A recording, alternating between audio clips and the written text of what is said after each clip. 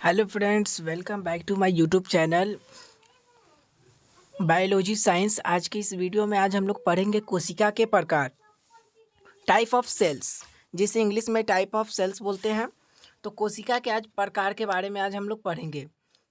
तो कोशिका के प्रकार कितने होते हैं, देखिए यहाँ पे कोशिका के प्रकार, टाइप ऑफ सेल। तो टाइप ऑफ सेल के बारे में पढ़ेंगे। तो देखिए यहाँ पे संगठन के आधार पर कोशिकाएं दो प्रकार की होती हैं। संगठन के आधार पर कोशिकाएं दो प्रकार की होती हैं।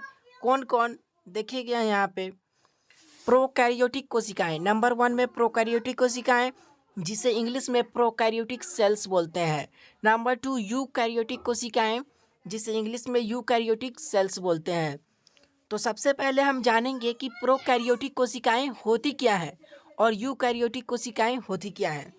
तो सबसे पहले प्रोकैरियोटिक का हिंदी जाने तो प्रोकैरियोटिक को हम लोग अविकसित कोशिका भी बोलते हैं। तो प्रोकैरियोटिक कोशिका सबसे पहले जानेंगे। प्रोकैरियोटिक कोशिका वैसी कोशिका को कहते हैं जिनका पावर बहुत ही कम हो। प्रोकैरियोटिक कोशिका वैसी कोशिका को कहते हैं जिनका पावर बहुत ही कम हो, वो हमारा प्रोकैरियोटिक कोशिका कहलाता है। इन्हें हम नंगे आंखों से नहीं देख सकते हैं। किन्हें? तो प्रोकैरियोटिक कोशिकाओं को हम नंगे आंखों से नहीं देख सकते हैं, नहीं देख सकते हैं।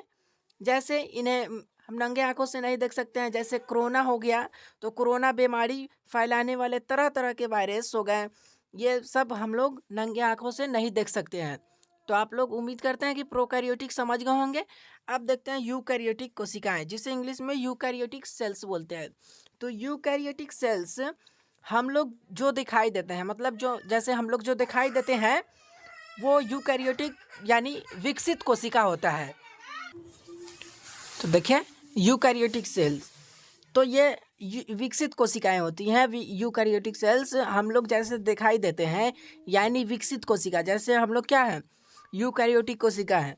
तो यूकैरियोटिक कोशिका में जैसे दिखाई दे, जैसे बकरी, भेड़, मुर्गा, पेड़ पौधा, ये सब क्या है, यूकैरियोटिक कोशिकाएं हैं। तो प्रोकैरियोटिक यूकैरियोटिक समझ गए होंगे। अब प्रोकैरियोटिक और यूकैरियोटिक कोशिकाओं में हम थोड़ा अंतर देख लेते हैं। तो देखिए एक तरफ लिखे हम प्रोकैरियोटिक और दूसरे तरफ देखिए यूकैरियोटिक।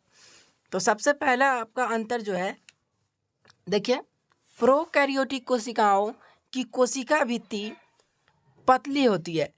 प्रोकैरियोटिक कोशिकाओं की कोशिका भित्ति जो होती है यानी उसकी सेल वॉल जो होती है वो पतली होती है, जबकि यूकैरियोटिक कोशिकाएं, तो यूकैरियोटिक कोशिकाओं की कोशिका भित्ति मोटी होती है, यानी इसकी जो सेल वॉल जो होती है वो मोटी होती है। तो प्रोकैरियोटिक की कोशिका भित्ति पतली होती है और यूकैरियोटिक की कोशिका भित्ति मोटी होती है। उसकी जो सेल वॉल होती है इसकी मोटी और इसकी पतली होती है। इसकी पतली होती है इसलिए इसे हम नंगे आंखों से नहीं देख सकते हैं, इसकी मोटी होती है इसलिए हम लोग नंगे आंखों से देख सकते हैं। अब नेक्स्ट अंतर है, प्रोकैरियोटिक कोशिकाओं में केंद्रक अविकसित होता है या कभी कभी होता ही नहीं। मतलब प्रोकैरियोटिक कोशिकाओं में केंद्रक जो न्यूक्लियस अविकसित होता है या कभी कभी होता ही नहीं, जबकि यूकैरियोटिक कोशिकाओं में केंद्रक न्यूक्लियस, जिसे इंग्लिश में न्यूक्लियस बोलते हैं, और पूर्ण विकसित होते हैं। ये यूकैरियोटिक कोशिकाओं में केंद्रक पूर्ण विकसित होता है, इसमें अविकसित होता है, इसमें विकसित होता है। अब नेक्स्ट अंतर है, देखिए इसका नेक्स्ट अंतर देख लेते हैं।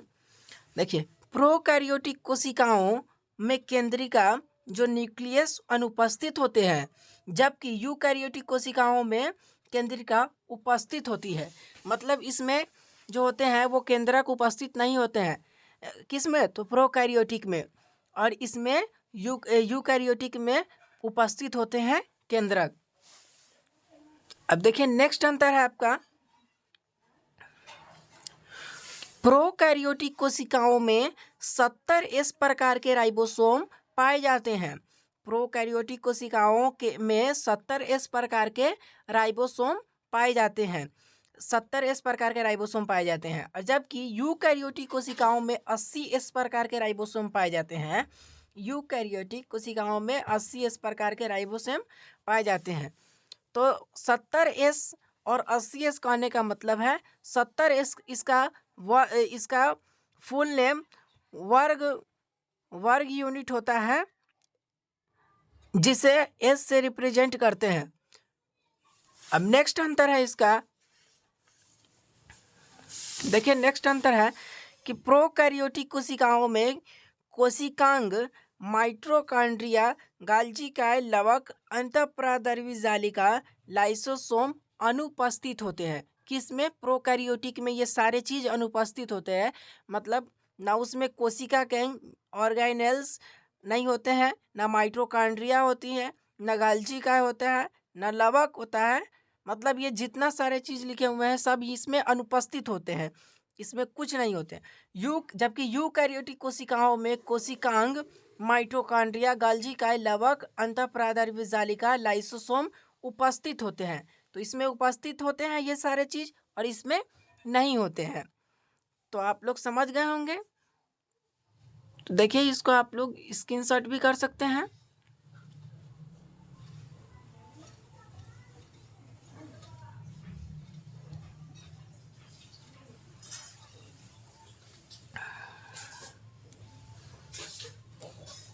तो आज के लिए इतना ही काफ़ी है, फिर ऐसे ही वीडियो हम बनाएंगे।